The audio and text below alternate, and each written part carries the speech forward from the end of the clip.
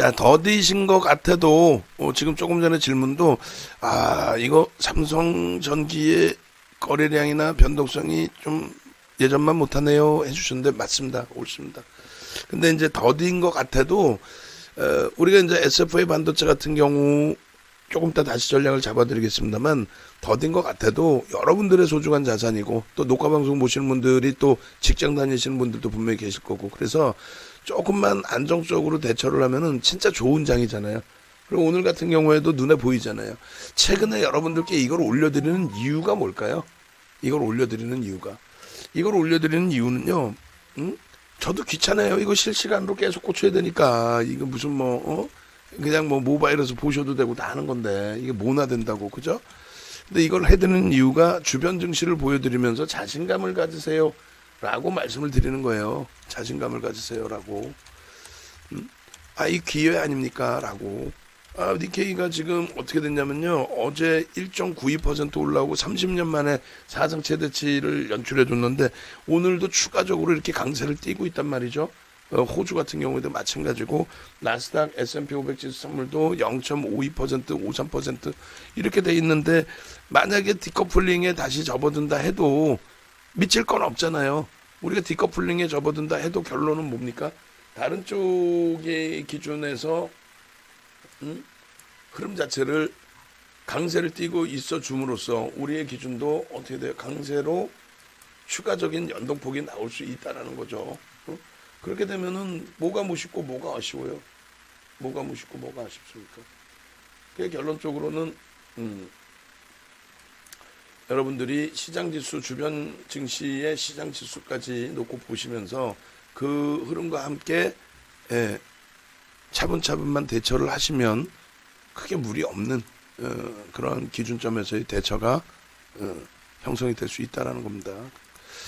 일단은 그 주변 증시가 이렇게 강한 상태에서 흐름이기 때문에 지금 같은 경우에 이제 다시 선물 쪽에서 꾹꾹 눌리고 있으니까 뭐 선물이 됐든 현물이 됐든 지수 또 지수에 연동되어 있는 종목군의 눌림폭이 나오고 있죠.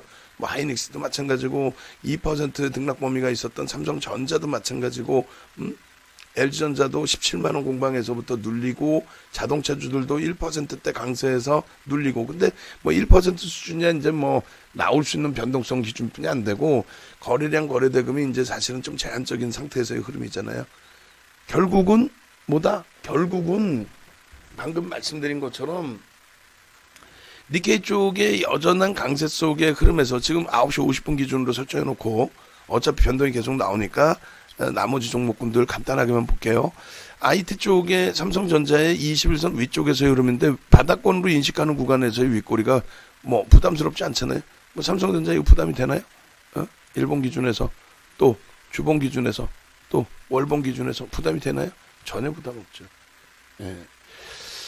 그래서 전체적으로 긍정적으로 이제 움직임이 연출이 될 것이다 라고 이제 해석을 하시면 되겠고 SFA 반도체의 경우에는 이런 변동성이기 때문에 이제 직장 다니시는 분들의 대처가 좀 어려울 수 있는 겁니다.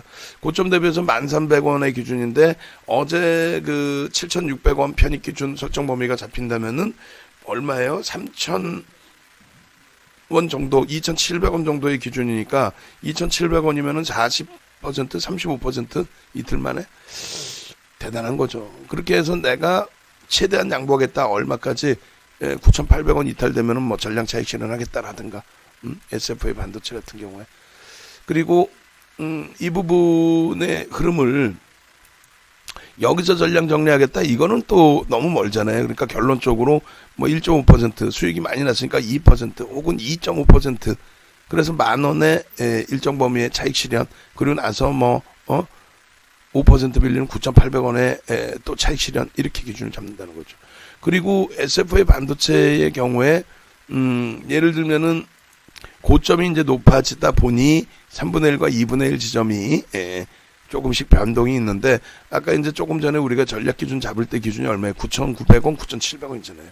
그러면 이제 이렇게 되는 경우가 있어요. 대표님 목표주가 일봉상에 또 주봉상에 목표주가 11,500원, 12,000원이라고 그래갖고 난 샀는데 이거 어떻게 해요? 샀는데 그러면은 만약에 얘를 개별적으로 추천 매매 기준을 잡았다면은 뭐 분할 매수 관점의 기준을 설정하셨어야 되는 거고 하셔야 되는 거고, 추세 매매가 아닌 변동성 매매, 등락이 이렇게 크게 나오니까 이 등락 속에서 나는 수익을 내겠다 하실 경우에는 고점에서의 윗꼬리는 별 2개짜리의 하락 반전이란 말이에요. 근데 이제 시장 지수가 말씀드린 것처럼 니케이 쪽이나 호주 쪽의 강세, 그다음에 미국 선물의 강세 대비 우리나라의 흐름이 상대적으로 좀 약하게 흘러가고 있죠. 결론적으로 예를 들면 일봉의 기준에서 이렇게 이 절반을 넘길 때에 들여다보는 전략. 근데 이렇게 보면 너무 단순해진단 말이에요. 무슨 말이냐면은 거래량이 수반되는지를 다시 확인해야 되죠. 어제 기준처럼 5분봉의 기준에서 어제 어떻게 됐어요? 이렇게 해서 요렇게 해죠. 올라갔다가 이렇게 눌려 있을 때에 쉽지 않단 말이에요. 이렇게 눌려져 있을 때 쉽지 않아요. 그죠?